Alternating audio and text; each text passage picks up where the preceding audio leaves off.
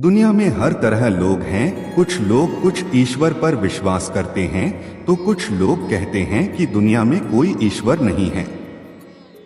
यही कारण है कि ईश्वर पर विश्वास करने वालों को आस्तिक और विश्वास न करने वालों को नास्तिक कहा जाता है।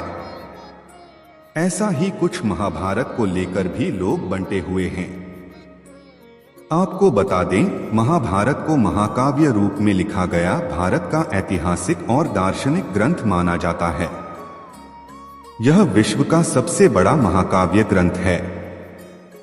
महाभारत को लेकर कुछ लोगों को लगता है कि दुनिया में ऐसी कोई घटना घटी ही नहीं है जिसके खून की गवाही आज भी हरियाणा राज्य में बसी कुरुक्षेत्र की धरती दे रही है। लेकिन आज हम आपको महाभारत से जुड़े कुछ ऐसे तथ्य बताने जा रहे हैं जिन्हें जानकर वैज्ञानिक भी सोच में पड़ गए थे।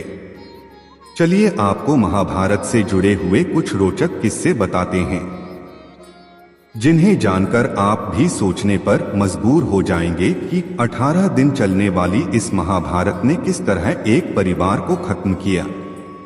इसके साथ ही दुनिया के सामने गीता का वो ज्ञान भी दिया जो हमारे जीवन का सार बताती है और हमें जीने की सही राह दिखाती है। कुरुक्षेत्र की लाल मिट्टी। हम सभी जानते हैं कि महाभारत का युद्ध कुरुक्षेत्र में हुआ था, जो आज भी हरियाणा राज्य में स्थित है।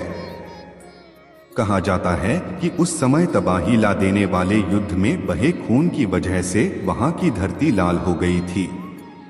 पुरातात्विक विशेषज्ञ ने माना है कि महाभारत घटना सच में घटी थी, क्योंकि उस जगह पर लोहे से बने तीरों और भालों को जमीन में गढ़ा पाया गया है, जिनकी जांच पड़ताल करने पर उन्हें 2800 ईपू का माना गया है, जो कि लगभग महाभारत के समय काल के ही बने हुए हैं।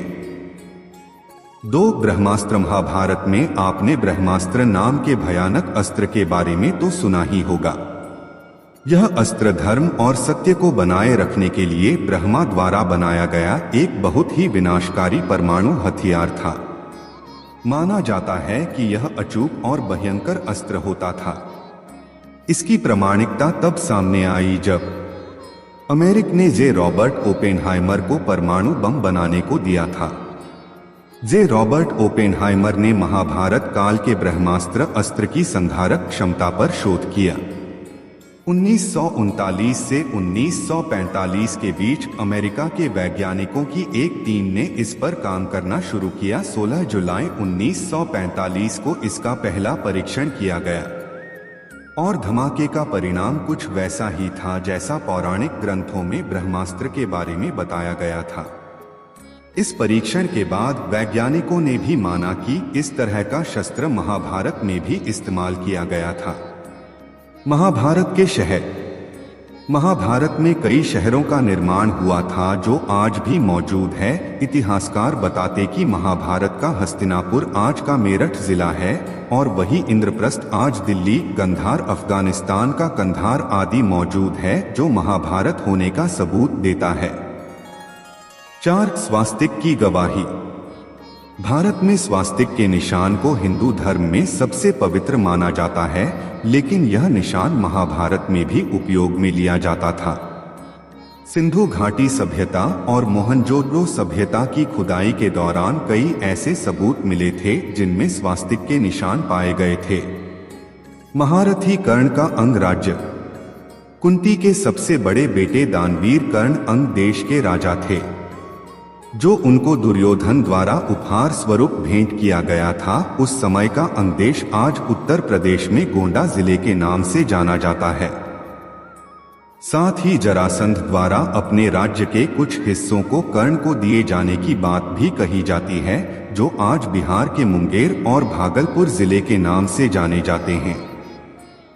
इन स्थानों में कितनी सच्चाई है, इसका अंदाजा आप इसी बात से लगा सकते हैं कि ये राज्य स्थान आज भी वही हैं जहां कल थे, जिन्हें चाहकर भी बदला नहीं जा सकता है।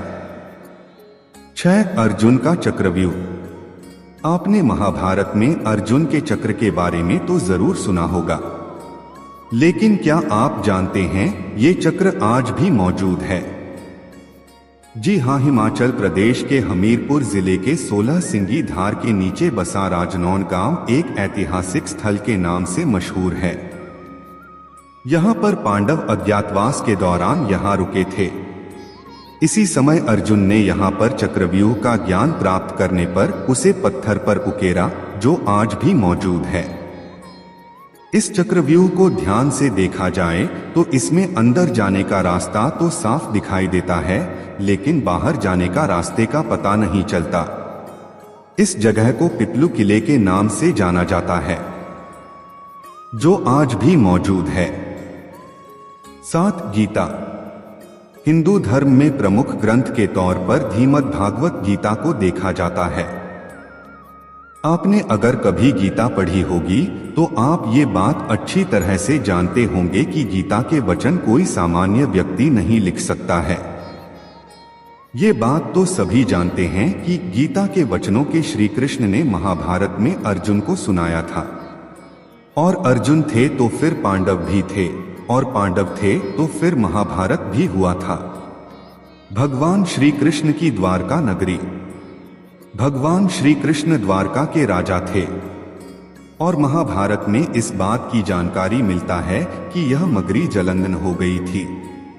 आपको जानकर हैरानी होगी कि पुरातत्व विभाग को गुजरात के पास समुद्र के नीचे एक पुराना शहर मिला है, और इसके प्रमाणों से पता चलता है कि यह वही द्वारका नगरी है जिसका उल्लेख महाभारत में किया गया है। इसलिए कोई भी इंसान इस बात से इनकार नहीं कर सकता है कि महाभारत हुई ही नहीं थी। अब तक महाभारत को लेकर जो भी खुलासे हुए हैं, उनसे आम इंसान ही नहीं बल्कि वैज्ञानिक भी हैरान हैं कि ऐसा वास्तव में हुआ था।